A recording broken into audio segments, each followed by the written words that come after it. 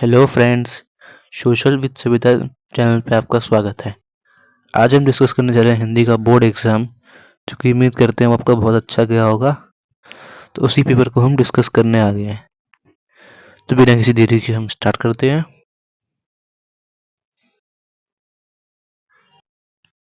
तो पहला अपठित को ध्यान से। तो पहला क्वेश्चन जलवायु परिवर्तन के ऊपर आपको गद्यांश दिया हुआ था। तो ये फर्स्ट क्वेश्चन। तो पहला क्वेश्चन, तो फर्स्ट क्वेश्चन का आपका आंसर है सी। कथन और कारण दोनों सही है और कारण कथन की सही व्याख्या है। सेकंड क्वेश्चन, उसका आंसर है डी। उस इलाके में नदी की पुरानी मुख्य धारा के संकेत चिन्ह मिले।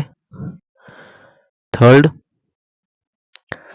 का ऑप्शन यानी ऑप्शन 1 और 2 ऑप्शन है। जो फर्स्ट ऑप्शन है नदी मार्ग बदल सकती है, दूसरा ऑप्शन है भयानक तबाही होगी। फोर्थ क्वेश्चन, भूकंप के सटीक मापदंड और नदी के बहाव का पूर्वानुमान लगाना संभव क्यों है? किन्हीं दो बिंदु का उल्लेख कीजिए। देखिए, इसमें आपको लिखना था कि ये एक प्राकृतिक प्रक्रिया है, इसमें इंसान कोई संक्षेप नहीं कर सकता। हमको इसी को इसको एक्सप्लेन करना था 2 पॉइंट्स में। फिफ्थ क्वेश्चन, पृथ्वी में हो रही लगातार भीतरी हलचल के कौन से परिणाम हो रहे हैं और हो सकते हैं? देखिए, इसकी वजह से भूकंप आ रहे हैं और समुद्र में भूकंप आने से सुनामी आ रही है। कोई 2 पॉइंट्स लिखने थे। सेकंड क्वेश्चन भी का ध्यान से। मोबाइल थिएटर के बारे में दिया हुआ है।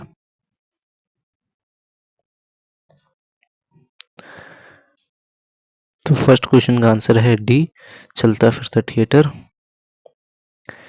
सेकंड क्वेश्चन जो कथन कारण वाला क्वेश्चन है, उसका आंसर है डी, कथन तथा कारण दोनों सही हैं और कारण कथन की सही व्याख्या करता है। थर्ड का आंसर है डी, ऑप्शन 1 और 3 सही है। फर्स्ट है मोबाइल थिएटर फिल्म मसालों से युक्त होते हैं और तीसरा है बाजारवाद और तकनीक का प्रभाव मोबाइल थिएटरों पर भी पड़ा है। फोर्थ क्वेश्चन पूछा है कि मोबाइल थिएटर पारंपरिक थिएटर से किस प्रकार भिन्न है। क्योंकि इसमें कुछ लिखना था कि मोबाइल थिएटर कहीं भी जाके अपने थिएटर को आयोजित कर सकते हैं। तो इसमें आपको ये लिखना था कि मोबाइल थिएटर कहीं भी आयोजित किया जा सकता है, जबकि पारंपरिक थिएटर एक ही जगह पे आयोजित किया जाता है, एक ही जगह पे। और दूसरा कि मोबाइल थिएटर में हर तरह का फिल्मी मसाला होता है, जबकि पारंपरिक थिएटर में ऐसा नहीं होता। फिफ्थ क्वेश्चन, समय की रेत पर मोबाइल थिएटर की पहचान को स्थिर रखने वाली कौन सी विशेषता है? इनकी 2 बिंदु को उल्लेख कीजिए। तो ये देखिए, ये 2 बिंदु हैं। पहले देखिए, इसकी वजह है इसकी विविधता में वास्तविकता।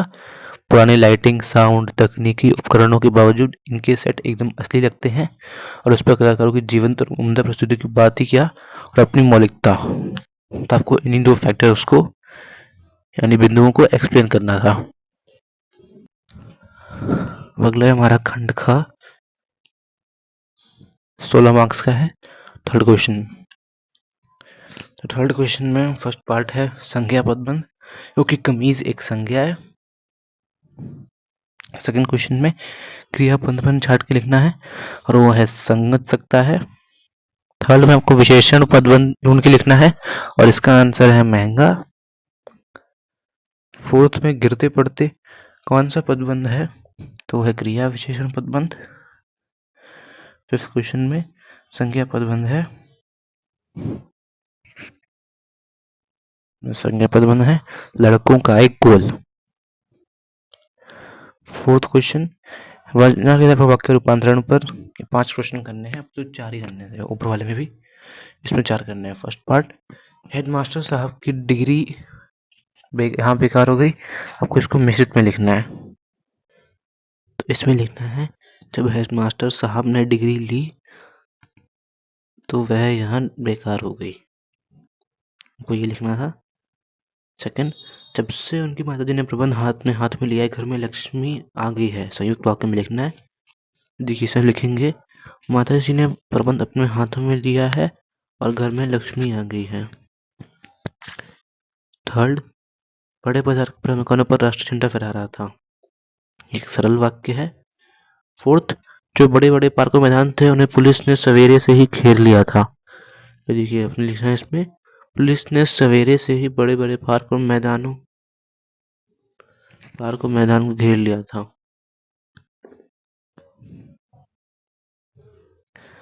फोर्थ, जैसे ही अविनाश बाबू ने वहां झंडा गाड़ा, पुलिस ने उन्हें पकड़ लिया। ये मिश्रित वाक्य है। फिफ्थ क्वेश्चन, फर्स्ट पार्ट, दोपहर समासिक पद का विग्रह करके भेद भी लिखिए। देखिए दोपहर का अर्थ है दोपहरों का समाहार, और ये है द्विगु समास। सेकंड, लौह पुरुष समस्त पद किस समास का उदाहरण है? देखिए इसका पहले तो विग्रह होगा लौह के समान पुरुष, और ये कर्मधारय समास का उदाहरण है।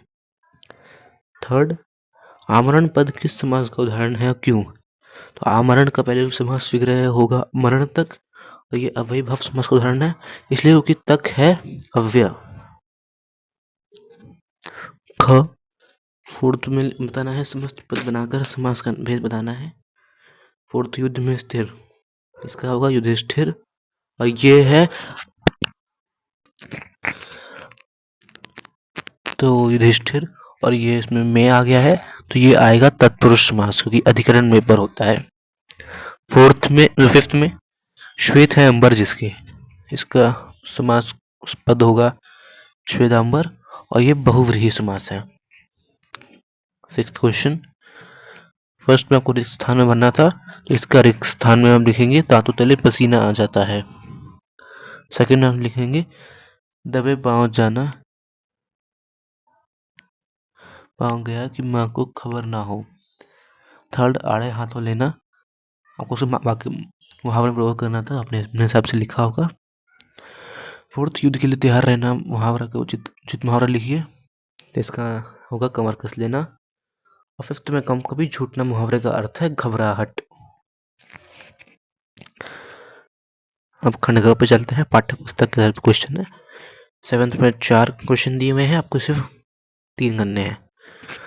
पहला क्वेश्चन, पढ़ाई के प्रति बड़े भाई साहब और छोटे भाई की सोच में क्या अंतर था? बड़े भाई साहब के पाठ के आधार पे लिखिए। देखिए बड़ा भाई पढ़ाई को गंभीरता से लेता था और हर वक्त पढ़ाई करता था, पर छोटा भाई पढ़ाई को मजाक में लेता था और हर उसमें खेलता रहता था। और बड़ा भाई समझाता भी था कि पढ़ाई कर लो, तो भी छोटा भाई उसकी बात को नजरअंदाज करके खेलता रहता था। आपको इसमें लिखना है। सेकंड में, डायरी का एक पन्ना पाठ में लेखक द्वारा कई आंदोलन कार्यों का उल्लेख हुआ है जिनसे हम साधारणतः अपरिचित हैं। इसके पीछे लेखक का क्या दृष्टिकोण हो सकता है? तो देखिए आपको इसमें ये लिखना था कि देश को आजाद कराने में सिर्फ चंद आंदोलनकारी जैसे सुभाष चंद्र बोस, भगत सिंह, सुखदेव, राजगुरु, इनका ही योगदान नहीं था, जबकि और भी ऐसे कई लोग थे जिन्होंने आंदोलन में भाग लिया अंग्रेजों को भगाने के लिए, पर वो चर्चित नहीं हुए। साथ ही साथ ये बताना चाहते हैं कि अब सिर्फ चंद लोग किसी के खिलाफ संग्राम में नहीं जुड़े हैं, अब पूरा भारत देश जुड़ा हुआ है। ये लेखक का दृष्टिकोण है। थर्ड, प्रेम सबको जोड़ता है, तंतारा वामिलो कथा के आधार पर इस कथन को स्पष्ट कीजिए। तो देखिए तंतारा वामिलो कथा के आधार पर इसको ये लिखना था कि इसमें कि कैसे नर वामिलों के बीच शादी नहीं हुई, तो उसकी वजह से वामिलों की माँ ने उसे अपमानित किया, उसकी वजह से, और तंतारा ने अपनी लकड़ी तलवार निकाल ली और धरती में घोंप दी, जिसकी वजह से टापू टूट गया और तंतारा की डेथ हो गई, यानी मृत्यु हो गई। तो उसी को आपको लिखना था इसमें।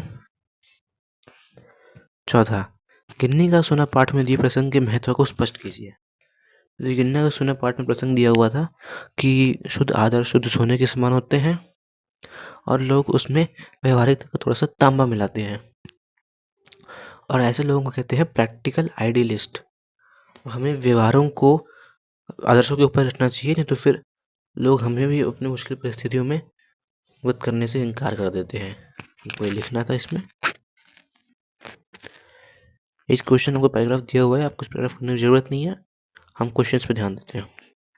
जैसे कि फर्स्ट का आंसर है सी, धरती सबकी साझी है। सेकंड कथन कारण वाला क्वेश्चन है, इसका आंसर है डी, कथन और कारण दोनों सही हैं और कथन कारण कथन की सही व्याख्या है। थर्ड का आंसर है ए, एकल परिवारों में सिमटना। फोर्थ का आंसर है ए, समुद्र को धकेलना शुरू हुआ। फिफ्थ में टी, 1 3 2 1 और 3 2। अब नाइन्थ में हमारे काव्य खंड के 4 क्वेश्चन, आपको 3 करने हैं। फर्स्ट, कबीर को निंदक के पास रखने वाले विचार से आप कहाँ तक सहमत हैं और क्यों? आपको लिखना है इसमें कि आप पूरी तरह सहमत हैं इससे, और निंदक व्यक्ति को पास रखने से हम अपनी गलतियां समझ पाते हैं, उन्हें सुधार सकते हैं, ताकि हम एक बेहतर चरित्र के इंसान बन सकें, और इससे हमारा स्वभाव जो है वो बिना साबुन और पानी के निर्मल हो जाता है। तो आपको ये लिखना था इसमें। सेकंड, किसी भी देश के विकास के लिए उदार व्यक्तित्व की आवश्यकता क्यों होती है, कैसे? निश्चितता कविता के आधार पर लिखिए। तो आपको इसमें लिखना था कैसे कि उदार जो व्यक्ति है उसकी कथा का बखान माँ सरस्वती भी करती है, और उसकी कीर्ति से संसार में गूंजती है, और धरती माँ भी उसके प्रति कृतज्ञता का भाव रखती है। आपको उसमें ये लिखना था। और ऐसे व्यक्ति संसार में अपनत्व को भाव रखते हैं, आपको इसमें एक्सप्लेन करना था। थर्ड, पर्वत प्रदेश में पावस कविता में कवि ने पर्वत की विशालता को किस प्रकार चित्रित किया है, स्पष्ट कीजिए। तो आपको उसमें लिखना था कि कवि ने पर्वत को करघनी के समान दूर दूर तक फैला हुआ बताया है। सारे सारे छोटे छोटे फूल उगे हुए हैं पर्वत पे, वो बताया गया कि उनकी आंखें हैं जो अपने से बड़े से विशाल प्रतिबिंब को तालाब में देख रही है, और तालाब का पानी भी दर्पण के समान या शीशे के समान साफ और पारदर्शी है। फोर्थ, आत्मत्राण कविता की प्रार्थना अन्य प्रार्थनाओं से कैसे अलग है? देखिए, आत्मत्राण में बहुत से लोग क्या करते हैं, नॉर्मल प्रार्थना में ये लिखना था आपको कि वो बोलते हैं कि मेरे कष्ट दूर करो, पर आत्मत्राण में जो प्रार्थना है उसमें कोई बोलता है कि मुझे शक्ति दो इन कष्टों को सामना करने की। और दूसरा लिखना था आपको कि लोग अगर कष्ट प्रार्थना करने पर भी कष्ट दूर नहीं होते हैं तो ईश्वर पे ही शक करने लगते हैं। पर आत्मत्राण में प्रार्थना में कवि कहता है कि मुझे इतनी शक्ति दो कि अगर मैं कितने भी कष्ट सहूं, चाहे पूरी दुनिया मेरे खिलाफ क्यों ना हो, पर मैं कभी भी आप पर शक ना करूं। तो आपको ये लिखना था इसमें। 10th क्वेश्चन, आपको काव्यांश दिया हुआ है, उसकी पढ़ने की जरूरत नहीं है।